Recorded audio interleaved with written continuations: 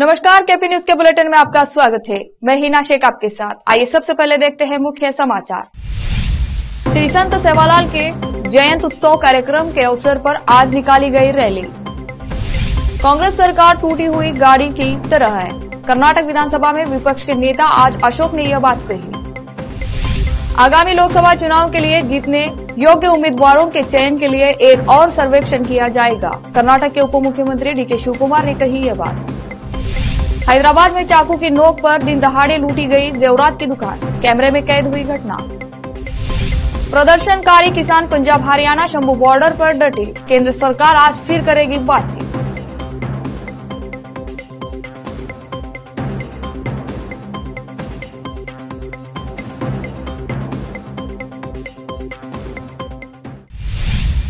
अब समाचार विस्तार से। जिला प्रशासन, जिला पंचायत और कन्नड़ और संस्कृति विभाग बीदर के सहयोग से श्री संत सेवालाल के जयंती उत्सव कार्यक्रम के अवसर पर आज गुरुवार 15 फरवरी को बीदर के डीसी कार्यालय से चनो बसवना पट्टेदेवरु रंग मंदिर तक एक रैली निकाली गई। इस रैली में बसवराज पवार, ईश्वर सिंह ठाकुर, सिद्धराम शिंदे और अन्य शामिल रहे। केपी न्यूज के कैमरामैन पप्पूराज का कवरेज। संत महात्मा बंजारा समाज का एक आराध्य देव विश्व गुरु संत सेवालाल महाराज की 250वीं जयंती के शुभ अवसर पर मैं समस्त जनता को बंजारा समाज की ओर से हार्दिक स्वागत और अभिनंदन देता हूं।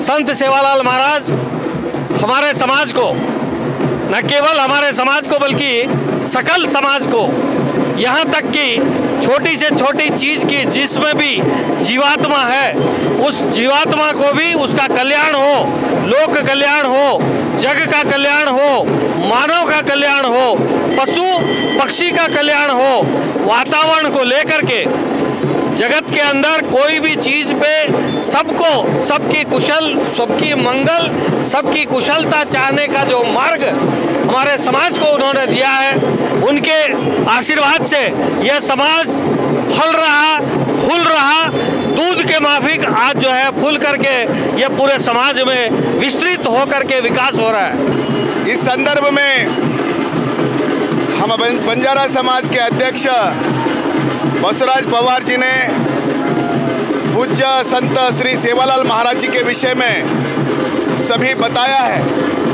मैं यह मानता हूँ कि सेवालाल महाराज जी जैसा भवानी के भक्त संत और कोई नहीं थे। इस कारण से जहाँ पर भी हमारा बंजारा समाज रहता है वहाँ पर जगदम्बा माता के साथ में सेवालाल महाराज की भी मूर्ति रहती है, उनका भी मंदिर रहता है।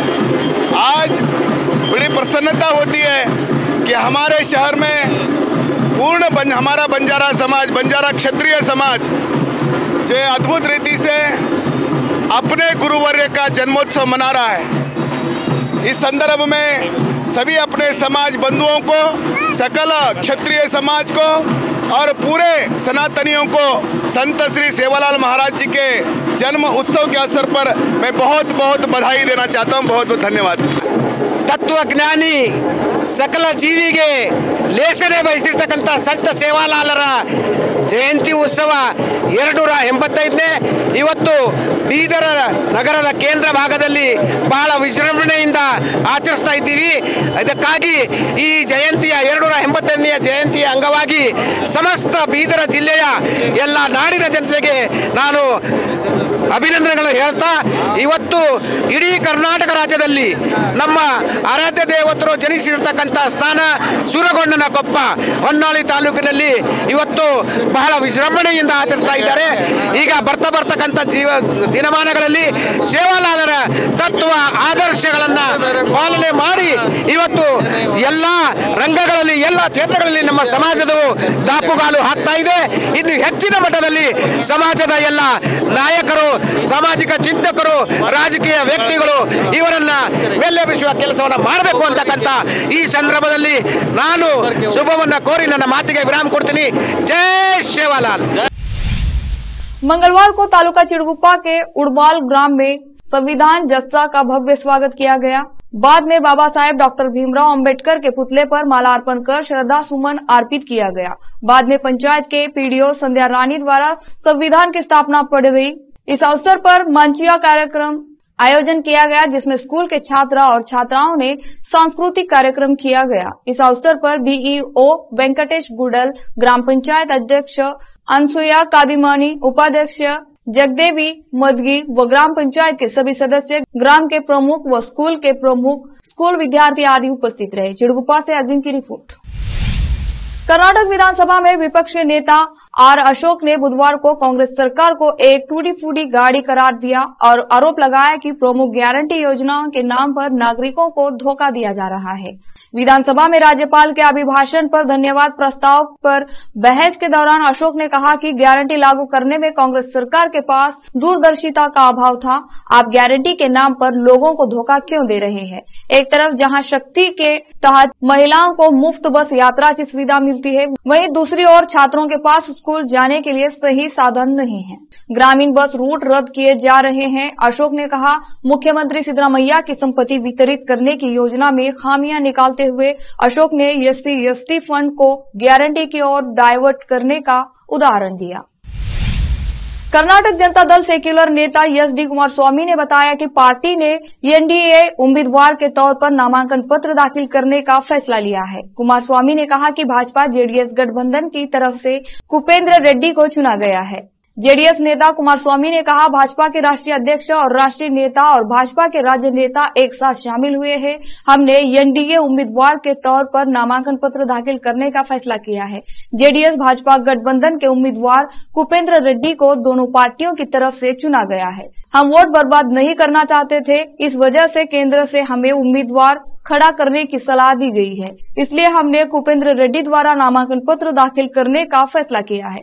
भाजपा के राष्ट्रीय अध्यक्ष JP नड्डा और गुजरात के मुख्यमंत्री भूपेंद्र पटेल एयरपोर्ट पहुंच चुके हैं।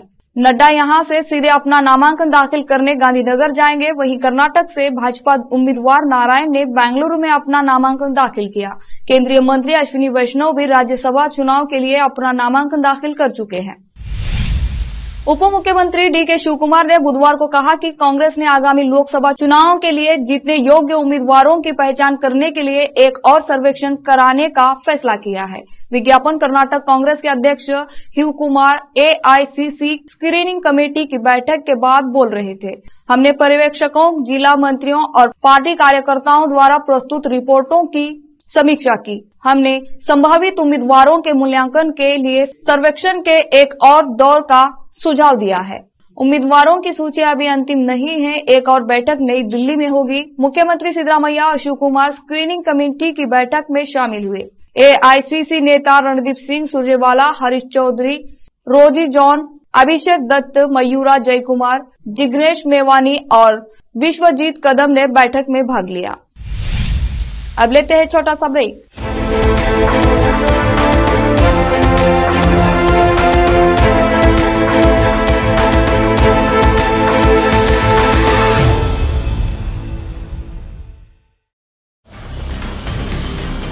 हिंदुस्तान के हर कोने में हम हैं मौजूद। 24 घंटे हालात पर गहरी नजर, खबरों से जुड़े चुपते सवालात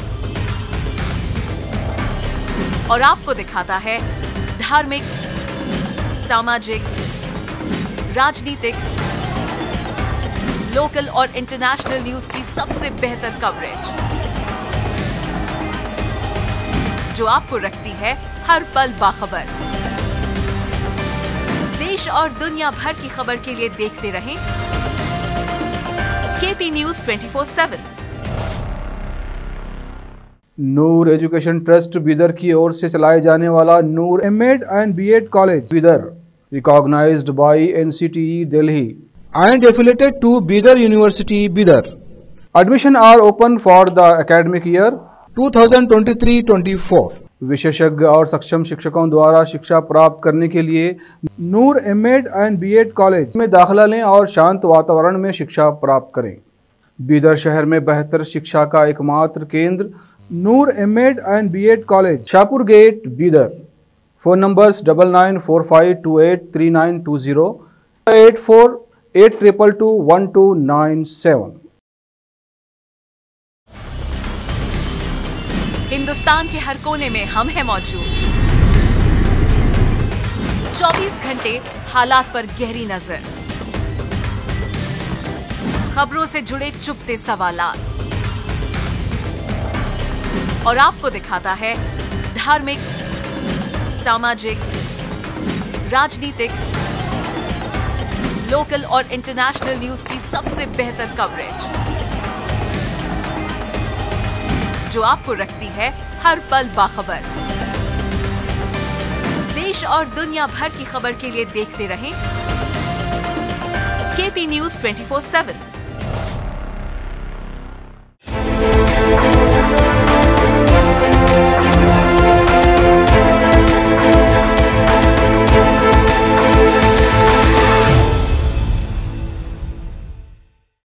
ब्रेक के बाद आपका स्वागत है। बुधवार को राज्य में कानून व्यवस्था की स्थिति पर बहस के दौरान राम मंदिर और हनुमान ध्वज को लेकर विधानसभा में हंगामा बढ़ गया, क्योंकि सत्तारूढ़ कांग्रेस और विपक्षी भाजपा के बीच तीखी नोकझोंक हुई। दोनों दलों के बीच वैचारिक मतभेद तब सामने आए जब विपक्ष के नेता और अशोक ने कार सेवक श्रीकांत पुजारी की गिरफ्तारी का मुद्दा उठाया, जो राम मंदिर पर बहस में बदल गया। 31 साल बाद एक ऑटो रिक्शा चालक पुजारी को गिरफ्तार किया गया, यही आपकी मंशा थी। आपने इसे राम मंदिर के उद्घाटन के लिए समय दिया, अशोक ने कहा। मंत्री प्रियंक खड़गे और एम.बी. पाटिल ने तुरंत कहा कि पुजारी के खिलाफ मटका सहित कई मामले हैं। प्रियंक ने कहा, आप उनके जैसे व्यक्ति का समर्थन करके सभी कार सेवकों का अपमान कर रहे हैं। तेलंगाना के हैदराबाद में एक ज्वेलरी शॉप में लूट हुई है। इस घटना से लोग हैरान हैं। बदमाशों ने दुकान में एक व्यक्ति पर चाकुओं से हमला कर दिया और सोना लूट लिया। जानकारी के मुताबिक मुख्य सड़क के किनारे स्थित ज्वेलरी की एक दुकान में दिन दहाड़े हुए इस डकैती की वारदात से स्थानीय लोग स्तब्ध रह गए। पुलिस इस मामले की जांच कर रही है। मामला सीसीटीवी में कैद हो चुका है। पुलिस से मिली जानकारी के अनुसार मलकपेट के अकबर बाग में किस्वा की सोने की दुकान में दिन दहाड़े डकैती हुई। बताया जा रहा है कि 3 अज्ञात हमलावर अचानक ही दुकान में घुस आए और अकेले मौजूद दुकान मालिक चाकुओं से ताबड़तोड़ वार कर दिया। मालिक गंभीर रूप से घायल हो गया। फिलहाल उसका अस्पताल में इलाज चल रहा है। हमलावरों ने चाकू से उसे घायल कर दिया, जिससे उसकी गर्दन और हाथ में गंभीर चोटें आई हैं। दुकान मालिक की माने तो हमलावर सोने के गहने लेकर 2 पहिया वाहनों पर फरार हो गए। पीड़ित की चीख पुकार सुनकर स्थानीय लोग वहां पहुंचे और उसे इलाज के लिए अस्पताल पहुंचाया। प्रदर्शनकारी किसान पंजाब हरियाणा शंभू बॉर्डर पर डटे हुए हैं। किसान पीछे हटने के लिए तैयार नहीं है। किसान नेता जगदीश सिंह डल्लेवाल ने कहा कि 3 केंद्रीय मंत्रियों का एक दल आज शाम को किसान नेताओं के साथ उनकी विभिन्न मांगों पर फिर से बैठक करेगा। 8 और 12 फरवरी को आयोजित ऐसी 2 बैठकें बेनतीजा रहने के बाद केंद्र ने किसान नेताओं को तीसरे दौर की वार्ता के लिए आमंत्रित किया। संयुक्त किसान मोर्चा नेता डल्लेवाल ने यहां मीडिया को संबोधित करते हुए कहा कि बैठक बृहस्पतिवार शाम 5 बजे होगी। रक्षा मंत्री राजनाथ सिंह को विशेष रूप से पंजाब के किसानों के मुद्दों का समाधान तलाशने में सहायता के लिए शामिल किया गया है। कांग्रेस की पूर्व अध्यक्ष सोनिया गांधी ने राजस्थान के आगामी राज्यसभा चुनाव के लिए बुधवार को यहां अपना नामांकन पत्र दाखिल किया। इसका मतलब ये है कि सोनिया गांधी इस बार लोकसभा चुनाव नहीं लड़ेंगी। ऐसे में रायबरेली लोकसभा सीट को लेकर चर्चा शुरू हो गई है। यह भी कहा जा रहा है कि प्रियंका गांधी को इस बार रायबरेली सीट से चुनाव मैदान में उतारा जा सकता है। इस बीच समाजवादी पार्टी नेता अखिलेश यादव ने यह कहकर विपक्षी गठबंधन की चिंताएं बढ़ा दी हैं कि रायबरेली कांग्रेस का गढ़ नहीं है। अखिलेश यादव ने कहा, अमेठी रायबरेली लोकसभा सीटें कांग्रेस का गढ़ नहीं है। समाजवादी पार्टी हमेशा से इन सीटों पर कांग्रेस की मदद करती रही है। सोनिया गांधी के राज्यसभा जाने और प्रियंका गांधी के रायबरेली से चुनाव लड़ने के सवाल पर समाजवादी पार्टी अध्यक्ष अखिलेश यादव ने कहा कि अमेठी रायबरेली कांग्रेस की पारंपरिक सीट जरूरी नहीं है, लेकिन वो कांग्रेस का गढ़ नहीं है। सपा कांग्रेस में इंडिया अलायंस में सीट शेयरिंग को लेकर बातचीत अटकी हुई है। इस बीच अखिलेश यादव के इस बयान से कांग्रेस की नाराजगी जरूर बढ़ सकती है। फिर से लेते हैं छोटा सा ब्रेक।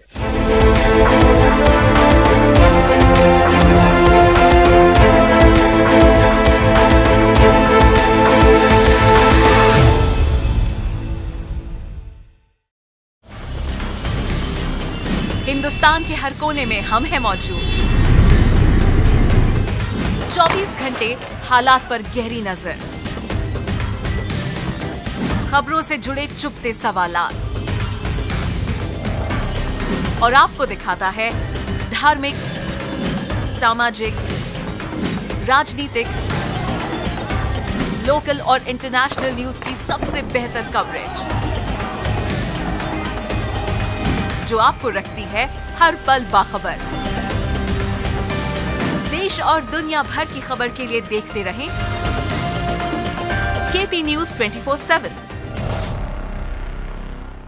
नूर एजुकेशन ट्रस्ट बीदर की ओर से चलाए जाने वाला Noor M Ed and B Ed college Bidar, recognised by NCTE Delhi and affiliated to Bidar University Bidar.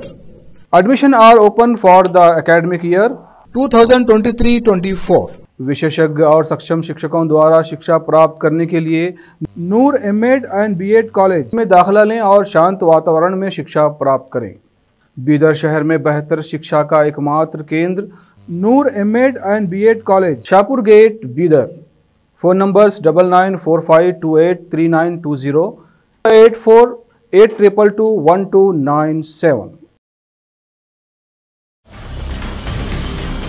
Hindustan के हर कोने में हम हैं मौजूद। 24 घंटे हालात पर गहरी नजर, खबरों से जुड़े चुपते सवालात, और आपको दिखाता है धार्मिक, सामाजिक, राजनीतिक, लोकल और इंटरनेशनल न्यूज की सबसे बेहतर कवरेज, जो आपको रखती है हर पल बाखबर। देश और दुनिया भर की खबर के लिए देखते रहें केपी न्यूज 24/7।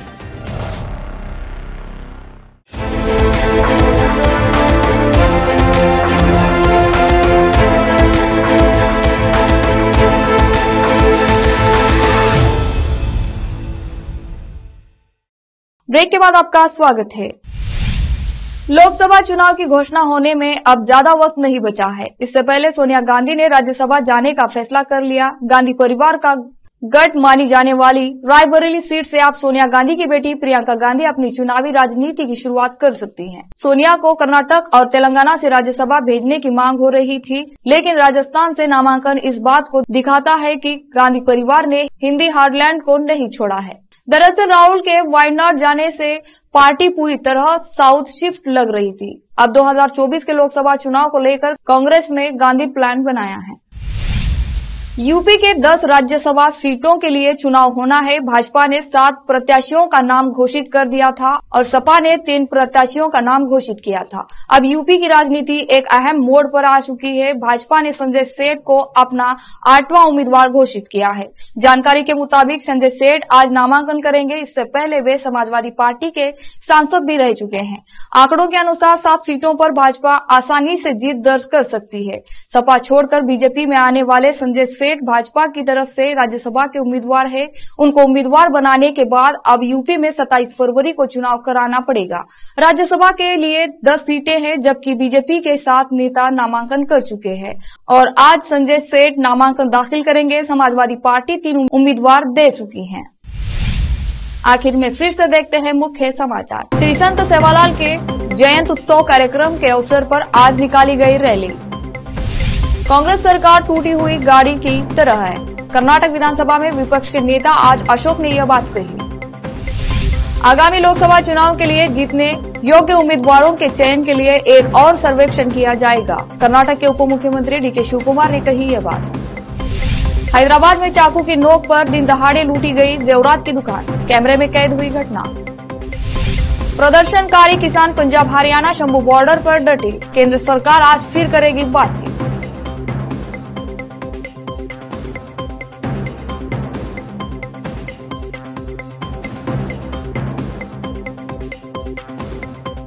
केपी न्यूज के बुलेटिन में आज इतना ही। देश और प्रदेश के समाचारों के लिए जुड़े रहे आपके अपने चैनल केपी न्यूज 24/7 से। धन्यवाद।